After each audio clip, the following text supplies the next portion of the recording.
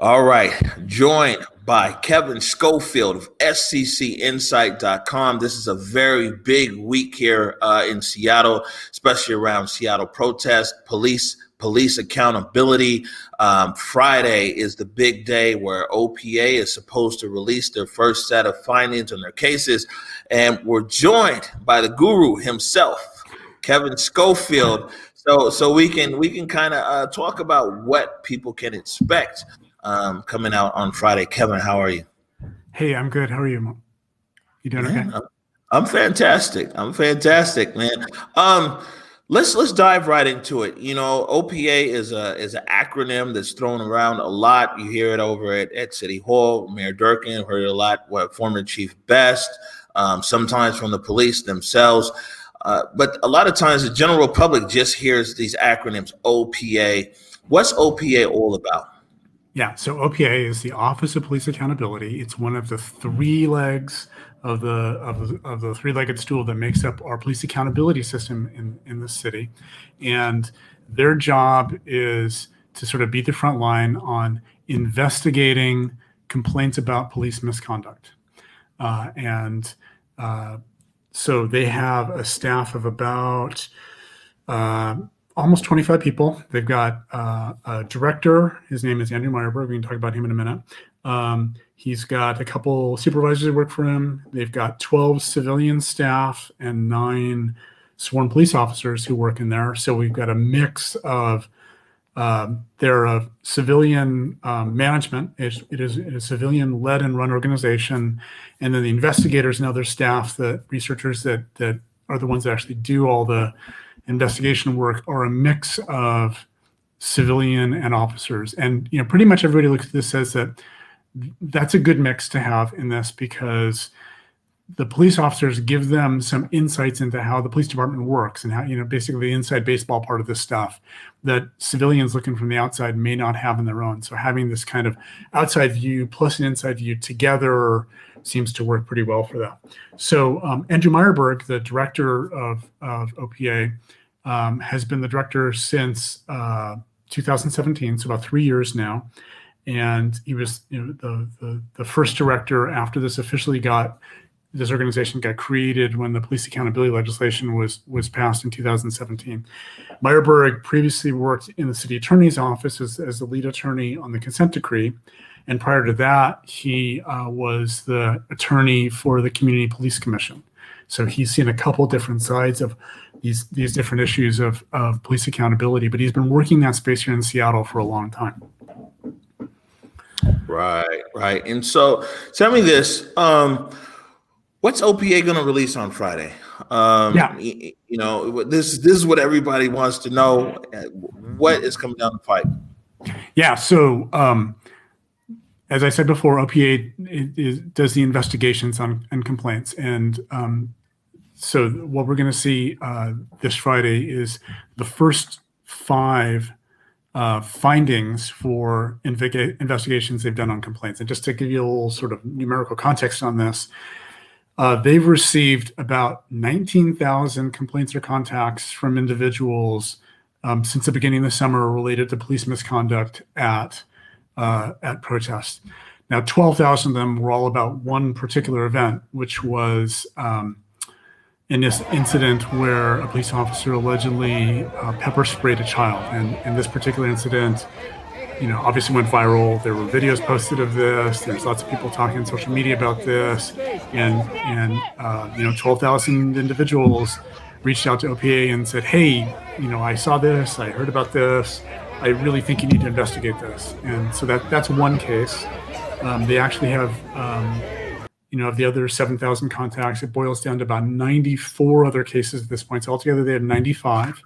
And they have, under both the city law and the labor contract with the police officers, they have 180 days to investigate a complaint that comes into them.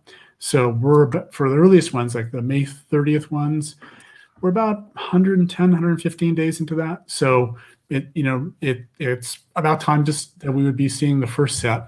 They're going to be releasing 5 of the 95, their final findings this Friday on that. And we don't, I can tell you what one of the cases is. One of the cases is definitely that case about pepper spraying a child. I don't know what they've decided about that. We're going to find out about that on Friday. What I have heard, and I don't know what the other cases are. We have heard from the OPA. We've been, I've been asking them back and forth some questions this week. They've said that the cases that they're going to be releasing the findings for are a mix of ones where they sustained the complaints and ones where they didn't. And just, it's probably worth spending a minute just talking about a little bit of the terminology that are around here. When we see these complaints and the final findings that are released on them from the OPA, they have like 3 different 2-word, phrases they use to kind of boil it all down to in the end. And they say either none sustained, part sustained, or all sustained. And what they're talking about is that in any one of these complaints, there could be multiple individual allegations. It could be unprofessional conduct. It could be excessive force. It could be, a mix of different things in there, or, multiple instances within a short period of time, or multiple officers, right? So there may be a whole bunch of different individual allegations within a complaint. And so when they release their findings, they say either none of the allegations were sustained, we sustained some of them, or we sustained all of them. And so we're going to see that. What we'll see for each of these 5 cases is we're going to see a report from them, which sort of gives that bottom line summary, gives an explanation of the case and the complaint that they received, and an analysis that came out of their investigation. So we're going to see all of that sort of in written form for all that. Now, what happens for any time that they sustain some of the allegations, some or all the allegations, is from there, it goes to an SPD disciplinary committee that makes a recommendation as to what discipline should be imposed upon the officers who were found to have committed misconduct. And those recommendations then go on to the police chief, because the police chief is the person who is responsible for deciding exactly what the discipline measures should be against individuals. So what we're going to see on Friday is we're going to see these findings. And in cases where where it was sustained, those cases we've been told have already gone through the disciplinary committee. I was going to say, have they been to the IG? Yeah. Oh, yeah. That's a good point. So the OPA issues their findings. The OIG, the Office of the Inspector General for Public Safety, they have a role in this, which is they look over every final report from the OPA to see whether it's thorough, objective, and timely, right? And if they find that their investigation has been thorough, objective, and timely, then they sign off on it, right? And then if they're sustained complaints, they go to the disciplinary committee. They issue a recommendation as to what the discipline should be. That then goes to the chief of police. So for anything this Friday where there has been sustained complaints, we'll see the report and the finding from the OPA on that. And they'll also include on that what the disciplinary committee recommended for the discipline. The chief of police has not made any final determinations about discipline yet. So that part still has to happen. But we will see what the recommendation to the chief will be. Right. How serious? I mean, I'll be honest with you, just from your opinion, how seriously do people weigh the OPA and the OPA's reach and things like that? I mean, we saw that earlier.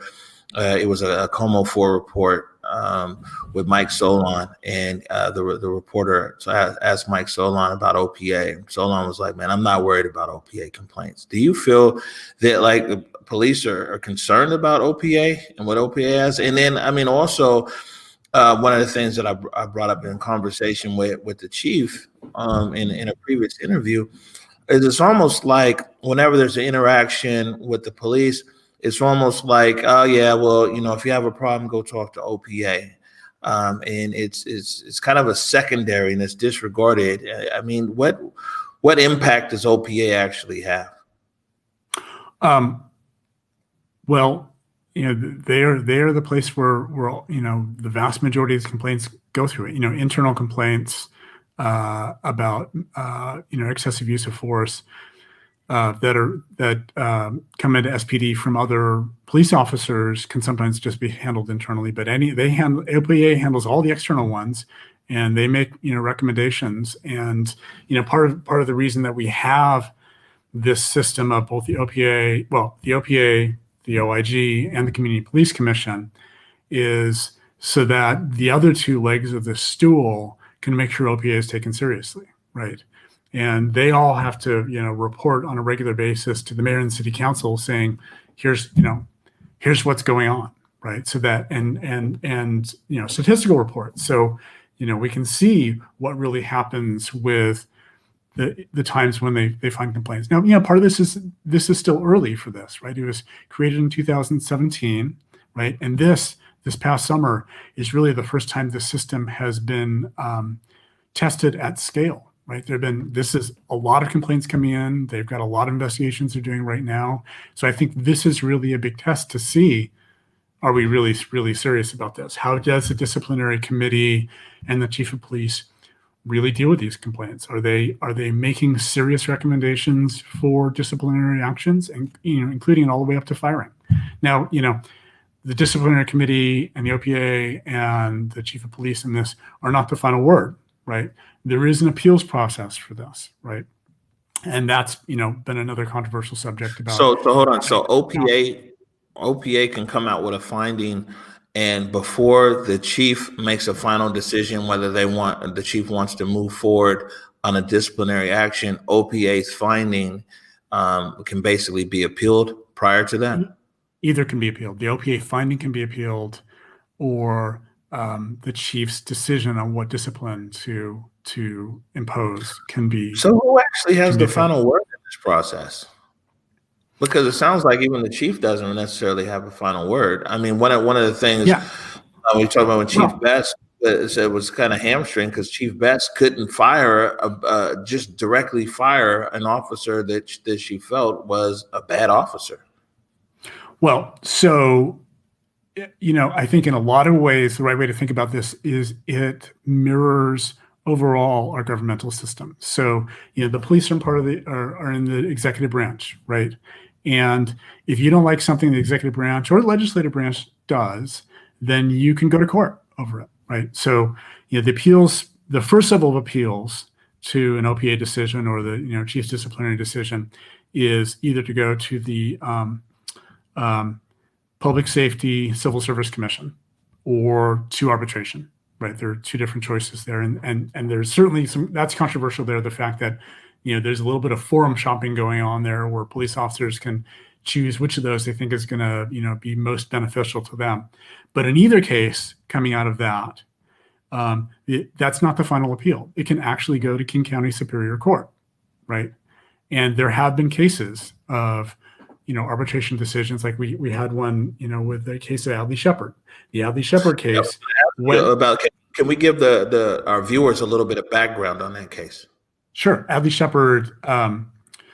This is a case from several years back. In fact, it was caught up in this whole review process for years, where Adley Shepard was a police officer who was accused of punching a handcuffed suspect that he had arrested and placed in the back seat of his police vehicle. She, as he was putting her in the car, she kicked him, and in return for that, he punched her, and that was she was handcuffed though when she was handcuffed behind her back, and she leaned back, and there's pretty clear video that she leaned back and she tried very hard to kick him, and there's a little bit of controversy about whether she actually really made contact with him, but she very clearly tried to kick him. And then he kind of stepped back for a second and then leaned forward into the car and punched her. And so that was, particularly because she was handcuffed, that it was decided that was absolutely excessive force, and they terminated him. And it went to arbitration, and the arbitrator decided that was that in the totality of the circumstances there, that was an excessive punishment for that case. And the city disagreed with that and took it to King County Superior Court, and King County Superior Court overruled the arbitrator and reinstated the firing on that. So, but that has sort of been the test case. In fact, it was a test case for Judge James Robart, the judge in the consent decree, to say, hey, this, there's problems with the SPA contract, which is the one that allows for arbitration. It's like, why is arbitration a part of this, right? Why should an arbitrator be able to overrule a disciplinary decision by the chief of police, right? Explain to me how that works. So that actually was the test case that led Judge Robart to find the city out of compliance with the consent decree because of problems that he saw with the police accountability system, that being, the highly visible part of them. Right. Well, so what I want to do right now, we'll take a short break, and when we come back, I want to talk about the overall accountability system. What do we think is going to be some of the outcomes on Friday, and some of everything else. We're right here at East Precinct. It doesn't get any closer than this right now.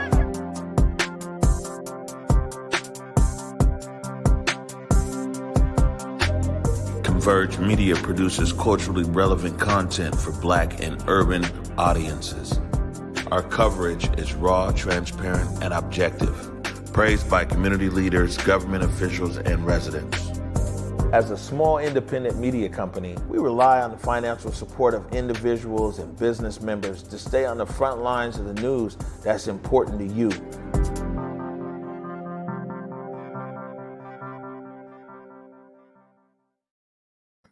All right, welcome back. You brought up something very important there, consent decree. And I want to get your opinion of kind of where things are at right now.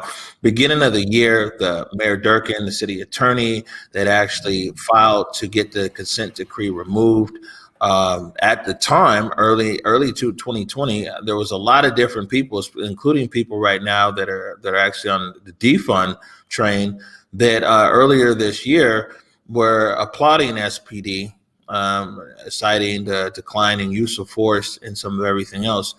Then the year moved quickly, and the protests came about. The mayor, the city attorney, they revoked the request to remove the consent, the consent decree.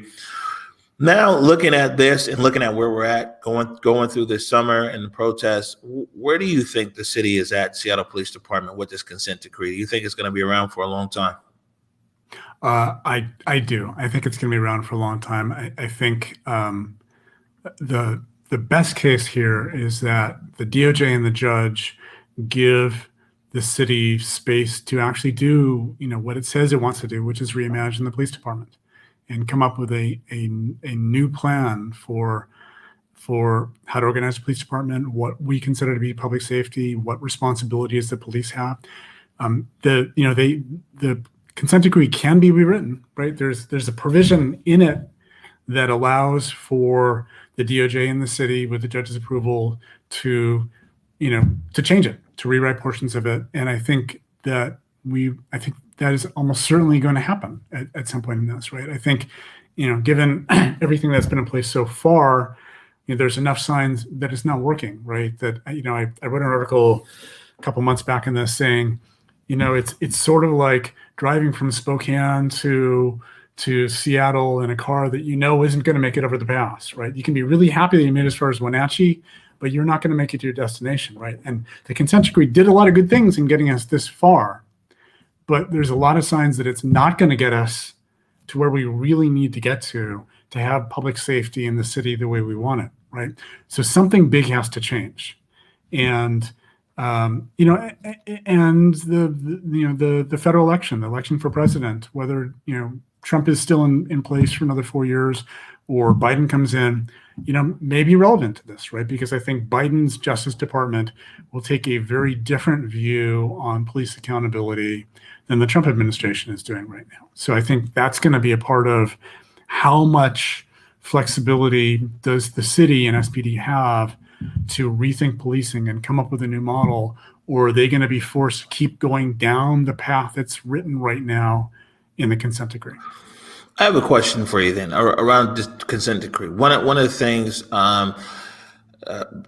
just in recent news here is the mayor announced Andre Taylor as the street czar, and one of his primary tasks in the release was to de-escalate between basically on Capitol Hill, protesters and police on Capitol Hill. So now that's the mayor or the city of Seattle hiring an outside agent or an outside consultant.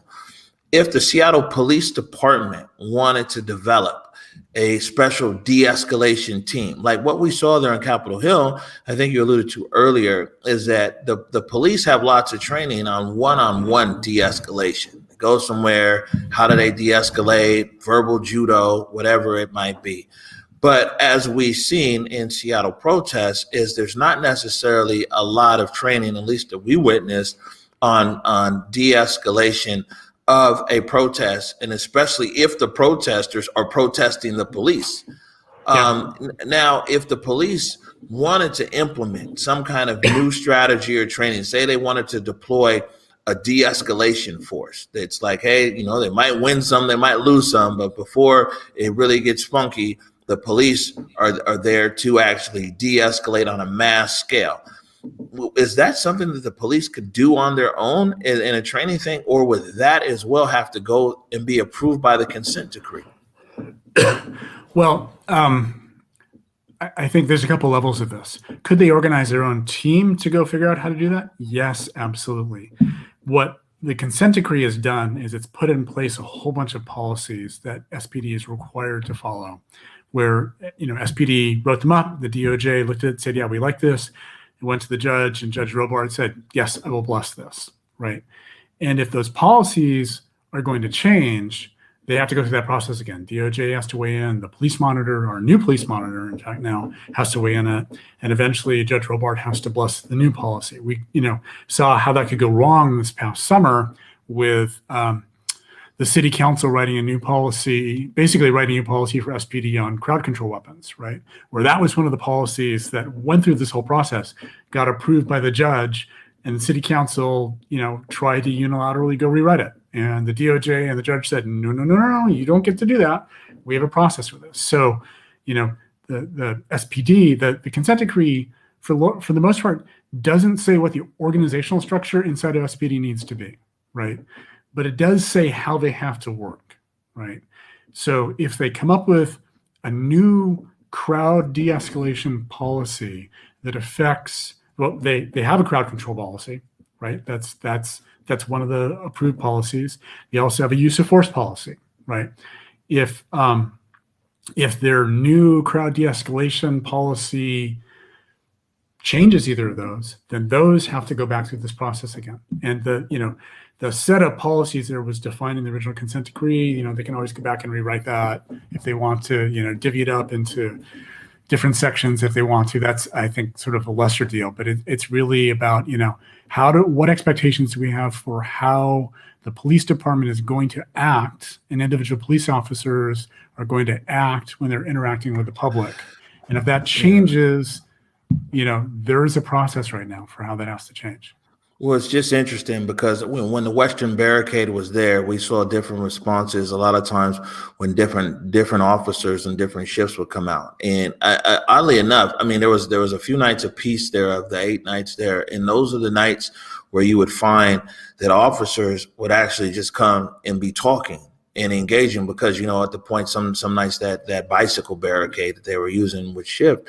And you'd find that there were some officers who would actually sit there and talk, and guys would be talking so long, all of a sudden it'd be 3, 4 in the morning, and people went home. Yeah. And so we witnessed at Converge Media, we witnessed different approaches by different commanders on the scene, different officers, and everything else. Definitely, I don't know all the right answers, but I do know that it seems to me that there has to be an organized buffer. But between just going basically 0 to 100 and going from 0 to the use of these less than lethals. And in the report that the Office of the Inspector General delivered to the City Council and to the mayor recently, there's some really good discussion about these kinds of issues, about how the police should de-escalate in crowd situations like this, and in particular when it's about the police. And they said, when they're dealing with protests about the police, the most important and first de-escalation method needs to be reducing the police presence, right? That is really the thing more than anything else that's going to work for doing this.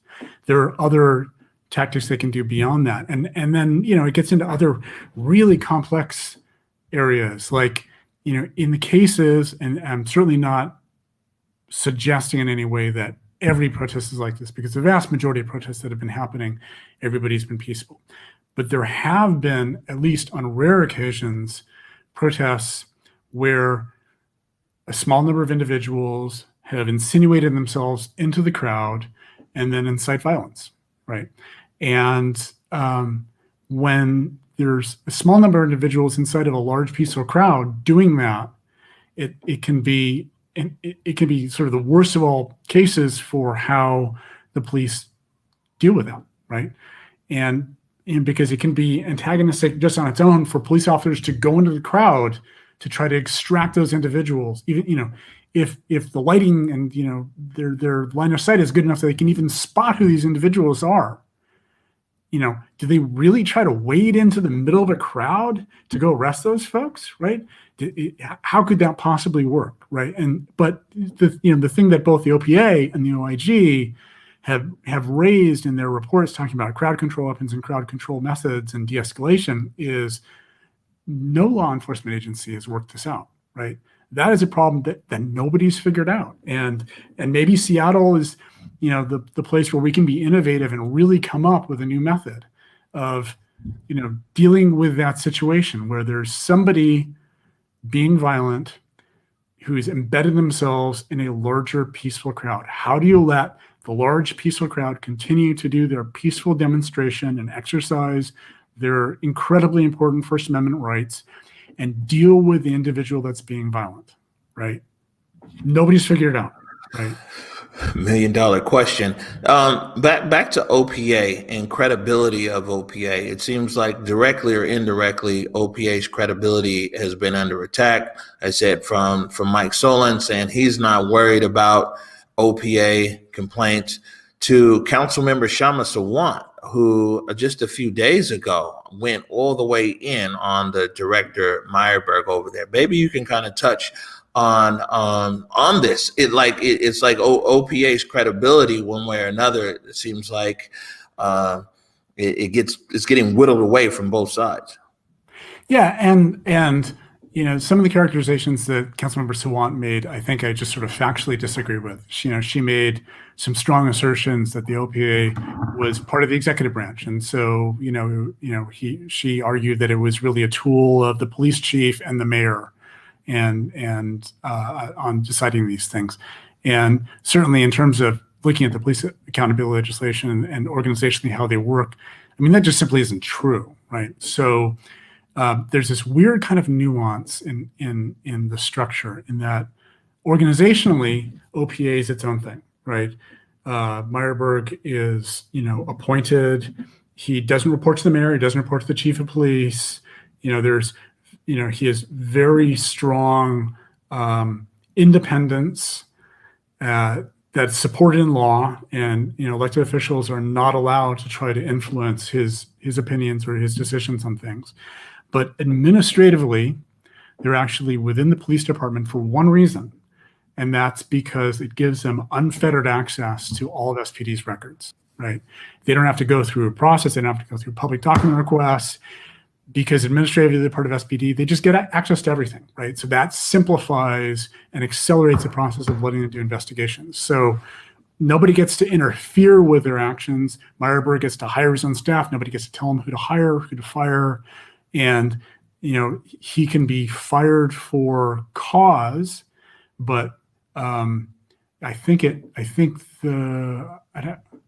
not sure on this. I have to go back and look at the details on this. I think the city council a majority of city council has to approve his firing. So it's not like the mayor can just say, I don't like the decisions you're making, you're out of here, right? There's much more process than this. So he really does have independence, as does the Inspector General for Public Safety. Inspector General Lisa Judge has the same level of independence and is not subservient to the chief of police or to the mayor on this. But again, I think this, right, what we're going through right now, starting this Friday, is going to be a big test of the system. Do we look at the kinds of decisions that they make and the evidence that they look at and how they handle these complaints and their investigations and say, yeah, okay, this seems to be working? All right. Friday is the big day. It's a start. It's a start. Yeah. And, I think it's going to be important. This is, it's the first 5 of 95, right? This is something we're going to do a lot over the coming weeks and months, right? As the rest of the investigations work their way through to conclusion, right? But I think Friday is going to be the first test of how we react to these sorts of things. Right. I know. I definitely think it's going to be very interesting to see what the findings are, but two, what the reaction is. And he said 5 of 95. There's a lot of people who've kind of been sitting on the sideline, waiting to see if the system works and waiting to see the things work its way through the system. And I don't know if OPA has had a brighter spotlight on their office than they're going to have right now. I know there's been high profile cases that have gone through there, but considering, that the protests still continue, and all of these things in City Hall, all these issues in City Hall are still there. And so OPA's findings or recommendations coming out of that office, man, I think is going to have some very big implications no matter what. Right. I would agree. All right, Kevin. Well, we're gonna keep our eye on things, and I'm sure that we'll be talking again right after everything is released on Friday. Hopefully, we can get together and do some analysis around that as well. And be able to inform the public. And I just wanted to say thank you, because what I always like to do is there's a lot of people right now that's their first time really being engaged in the system and process. It's a lot of people who were switched off for a lot of different reasons. They've been switched off to the process, and our viewers find a lot of value in these discussions and being able to just in long format break things down in bite-sized pieces. So I always appreciate you taking the time to explain things. Yeah, and Omar, I want to thank you for having this conversation and being willing to sort of put this on the air. It's anybody who's written any of my stuff, knows that I'm wordy and nerdy, right?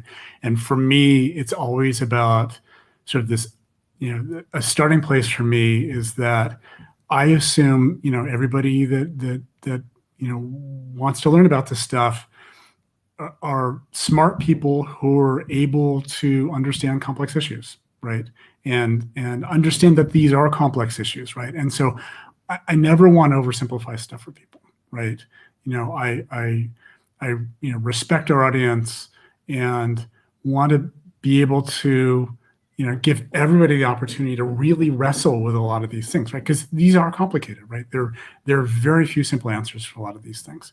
And, if we can have a better conversation as a community, we can get as a city to, a better place if we really have the chance to just wrestle with this stuff, but wrestle with it from an informed place. So this Friday, we're gonna, people are gonna react. There's probably gonna be protests this Friday after these results come out, regardless of what the findings are from the OPA, right? And that's probably a good thing. But our conversations and the protests and our demonstrations, if we can make them informed, where people have great information, they really kind of know how to think about this, I think we'll be in a better place for that. All right, Kevin Schofield, I'll be talking to you on Friday. Thanks, Amari. We're right here at East Precinct. It doesn't get any closer than this right now.